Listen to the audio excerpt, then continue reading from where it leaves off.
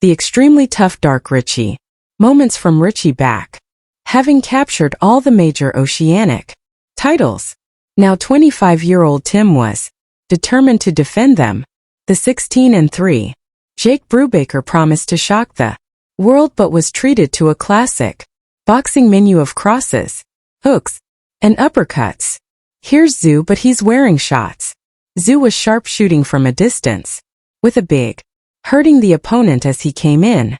Right chopping hooking right hand, suddenly checking the liver. Tim switched the combination work. Brubaker. Now Tszyu goes back to work, and Brubaker looks ready to go. And a dozen unanswered strikes later, Tszyu just doing it all. Brubaker in. Strife and Jeff Bix going to throw the towel. I think. The challenger's corner ask for mercy. He lapses against these ropes. And now, Tszyu will go to work. And there's the towel. And the crowd. It was time for a high-profile confrontation. Former WBO champion and former Olympian Jeff Horn. Tim explained to him right away that the judges would not be a factor. Tim's confident. He's got a real hop instead. Big shot left up, keeping his finger on the trigger. Applause from Tim. He poured shots upstairs. Jeff now he charges towards and punched holes in the torso. He's fighting still. He's not taken any unpredictable punch which hurt him a lot. A left to the body. It hurt badly. There's a right hand over the top. He goes down now. Following the second knockdown, Horn's agonizing body finally turned into an anvil from Tszyu. And after the 8th round through his right hand that misses, they tangle again. And he gets. Jeff decided not to play the hero. And he's an all-new Tszyu. While being interviewed, the winner politely asked to stop regarding him solely as Kazjitsu's son. I just want to let everyone know that my name is Tim, not the son.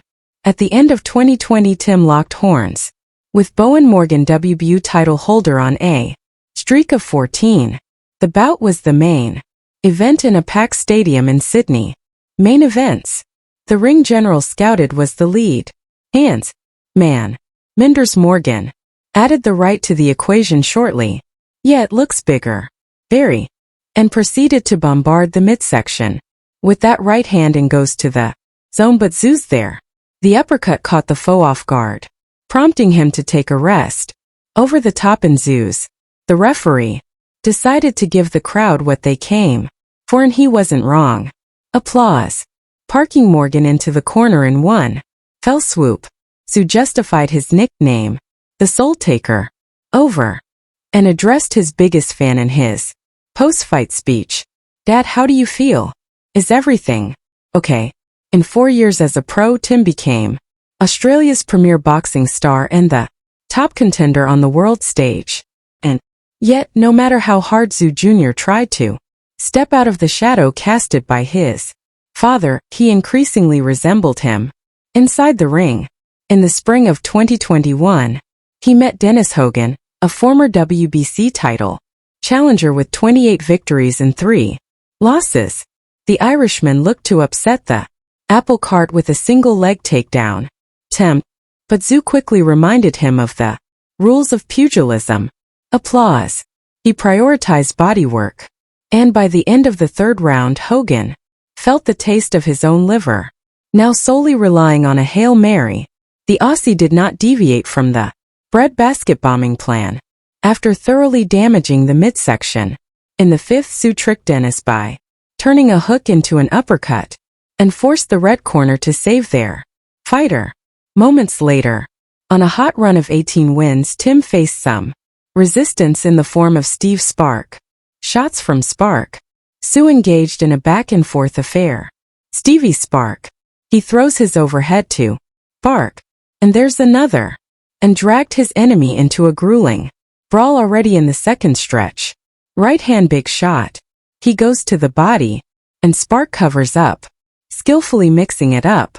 Shots now is Tszyu, and he pours in uppercuts, and it's looking. The #1 contender for the world title gets through with a left hook.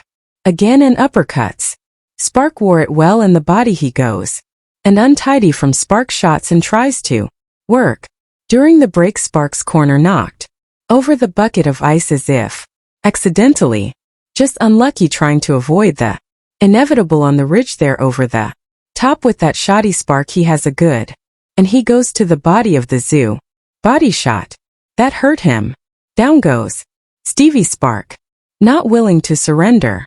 Draining out of Stevie Spark. Spark chose to meet his end according to the Bushido code.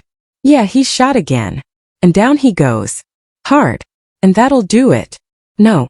Soon Tim had a chance to vive for the WBO Asia strap held by the 17-1 Japanese T-shirt. Inoue. Tszyu assertively occupied the center. Shot. Investing into power shots from the word go from Tim Tszyu and around, trying to hit something up. As is customary, he didn't neglect the body. Round goes in a way, but not like for a big shot there, and goes to the body and switched up top with uppercuts. Gets warmed. Oh, the uppercut. Despite the pressure of those that T-shirt found openings for counters away. In the upper 1-2-3. 2-3. The Soul Taker gave him no time for a breather. Now he's under Roman, thwarting the opponent's offense, spun around the and puncturing his gas tank. Well, maybe he's hurt now. His body shot straight into the body and over the top goes Tszyu.